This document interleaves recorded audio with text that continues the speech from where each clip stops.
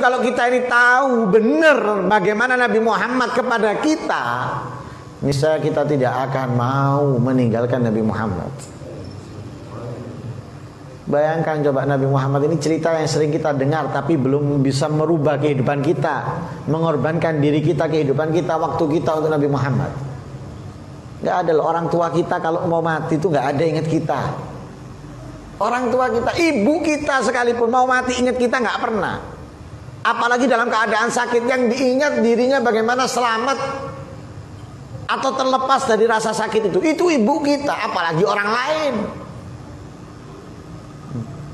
Tapi Nabi Muhammad ketika mau meninggal yang diingatkan itu umatnya, bukan dirinya atau keluarganya, umatnya. Coba kita cari seluruh dunia ini, ada seperti Nabi Muhammad yang mau meninggal itu ingat anaknya, yang mau meninggal itu ingat keluarganya. Tidak ada. Selama ini tidak pernah kita jumpai orang mau meninggal itu ingat keluarganya, nggak ada. Nggak ada. Apalagi kalau sudah nggak bisa ngomong apa-apa. Para aulia aja, ketika mereka mau meninggal, yang mereka ingin jumpai Nabi Muhammad.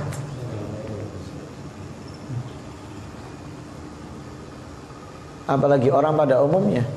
Nah, gak jarang kadang orang mau meninggal yang diingat tokonya, yang diingat motornya, yang diingat mobilnya, yang diingat hartanya. Kenapa? Memang itu yang dicintai. Yang ada di dalam pikirannya itu. Tapi Nabi Muhammad lihat, karena di dalam pikirannya itu umatnya, sehingga akhir hayatnya pun yang diingat umatnya. Gak sekali loh Nabi Muhammad merintih kepada Allah, yang diinginkan, yang dimohonkan adalah umatnya. Gak sekali, berulang kali. Setiap kali Nabi Muhammad itu bukan sekali minta, ya Allah umatku wis mari, enggak, tapi terus. Seperti yang diceritakan di dalam Sahih Bukhari, sujud Nabi Muhammad memohon kepada Allah dengan begitu lamanya, sampai Allah memerintahkan Nabi Muhammad, irfa ra'sak wasal tu'ta wa qul yusma' lak washfa' tushaffa'. Angkat kepalamu, mintalah akan diberi, syafaatilah, tolonglah orang yang hendak kamu tolong. Sujud lagi Nabi Muhammad.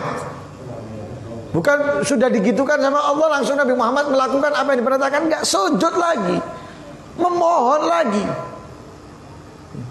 Itu menunjukkan bahwasanya apa? Benar-benar ingin, benar-benar sangat mengharap mendapatkan. Diulangi lagi, bahkan bukan sekali dua kali, dalam riwayat 3 sampai 4 kali. Setiap malam umatnya yang diingat.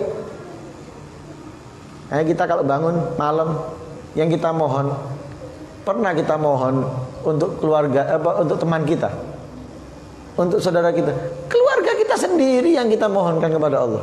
Yang kita minta diri kita sendiri, kekayaan, rezeki lancar, sehat walafiat untuk kita.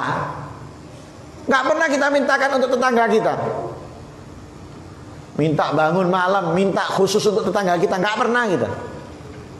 Tetangga kita yang belum sholat misalnya, kita bangun malam doa kepada Allah, aku punya tetangga melakukan ini, melakukan itu, aku ingin ya Allah beri hidayah dia ya Allah. Nggak pernah kita. Untuk umat Islam yang lain, apalagi yang tetangganya yang setiap hari dia kelihatan, nggak pernah dia mohonkan kok. Yang ada di celatu, yang ada di omongi di belakang, wis tuwek sik ndak sembahyang, ndak isi nambek putune. Yang bisa kita ngomongi, mestinya kita mohon kepada Allah, bangun malam mohonkan, mintakan kepada Allah supaya mendapatkan hidayah. Enggak, malah diomongi. pernah kita bangun untuk yang lain, nggak pernah, untuk diri kita semuanya. Kepingin rumah, kepingin motor, kepingin mobil, kepingin ini, kepingin itu. Nabi Muhammad bangun untuk umatnya,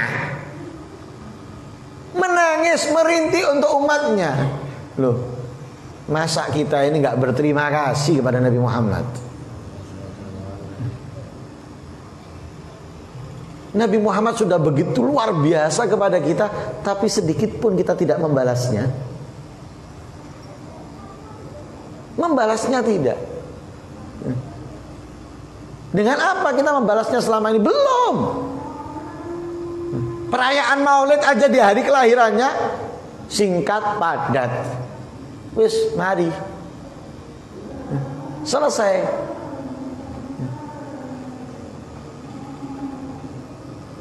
Sebelumnya, setelahnya, nggak ada. Ya situ. Coba hari kemerdekaan. Saat itu toh, nggak cukup. Malamnya barian. Sebelumnya atau setelahnya ada lomba. Terkadang sudah keluar dari bulannya sih lomba. Lomba apa? Agustusan. Sudah bulan September. Tapi lombanya masih ada. Tapi untuk bulan menyambut kelahiran Nabi Muhammad, sebelumnya nggak ada, setelahnya nggak ada. Jauh hari haiku mangwis. Ini yang setahun sekali kita tidak menghormati, tidak memuliakan. Acaranya pun singkat. Maulidnya cuplikan. Cuplikan maulidnya. Dut kiam. Dut hari. Cuplikan itu namanya. Ibarat di TV sponsor. Tidak serius. Yang diinginkan dalam acara itu, yang disibukkan dalam acara itu, masak-masak pagi belanja, masak ke apa? Maulitan kok bengi. Oh, masaknya ambek maulitan ini suwean masak. Lamaan masaknya untuk maulitannya. Dan itu tidak diharapkan sama Nabi. Yang diharapkan itu bagaimana keseharian kita selama hidup. Untuk mengganti jeripayahnya Nabi, pengorbanan Nabi untuk kita. Kalau setahun sekali nggak balas itu namanya. Tapi setiap harinya, setiap harinya kita ini harus mengorbankan waktu kita, hidup kita, harta kita, apapun yang kita miliki, demi mengganti, membalas perjuangannya Nabi. Lah kalau kita sia-siakan, kita sia-siakan Nabi berjuang setiap hari sampai akhir hayatnya untuk kita, demi kita. Kok kita dalam kehidupan cuma setahun sekali misalnya. Loh, gak sebanding. Ini orang paling mulia, makhluk yang paling mulia, berkorban untuk orang seperti kita. Orang seperti kita loh yang diperjuangkan oleh Nabi, orang seperti kita. Tapi kita tidak menghargainya. Loh, siapa yang mau kita hargai? Ini siapa? Orang yang bagaimana lagi? Ini yang lebih dari orang tua kita loh. Perjuangannya, pengorbanannya. Kita tidak mengorbankan diri kita untuk dirinya. Na'udzubillah min dzalik. Karena itu para aulia itu mengabdikan kehidupannya, menjalankan apa yang diperintahkan Allah dan menjauhi larangan yang dilarang oleh Allah, bukan hanya untuk dirinya, tapi mengajak orang lain. Mengajak orang lain, bagaimana orang lain juga bisa mengikuti, karena mereka tahu ketika orang ini melakukan apa yang diperintahkan oleh Allah, menjauhi apa yang dilarang oleh Allah, pasti membuat Nabi bahagia. Sehingga mereka nggak mau Nabi sedih, sehingga mereka mengajak orang lain. Kita juga seperti itu. Kita harus ngajak orang lain melakukan kebaikan, karena kita harus tahu ketika mereka melakukan kemaksiatan, kejelekan, yang sedih, yang menangis Nabi Muhammad. Karena Nabi Muhammad itu setiap hari Senin dan setiap hari Kamis mendapatkan laporan dari Allah tentang amal perbuatan umatnya. Allah mendapatkan laporan seminggu 2 kali, hari Senin dan Kamis. Laporan itu dilaporkan kepada Nabi Muhammad. Lah kalau mendapatkan umatnya melakukan kemaksiatan, kejelekan, sedih Nabi. sedih. Untuk menghilangkan kesedihan Nabi, kita perlu mengajak orang yang belum sholat, bagaimana caranya dia sholat. Yang belum mengerti, bagaimana caranya mereka mengerti. Yang jauh, bagaimana caranya dia dekat. Yang hina, bagaimana caranya mulia. Loh itu yang perlu kita lakukan untuk menyenangkan Nabi. Kalau kita nggak bisa melakukan itu, bantulah orang yang bisa melakukannya. Saya nggak bisa ngajak, saya nggak bisa memahamkan, saya tidak bisa mendekatkan.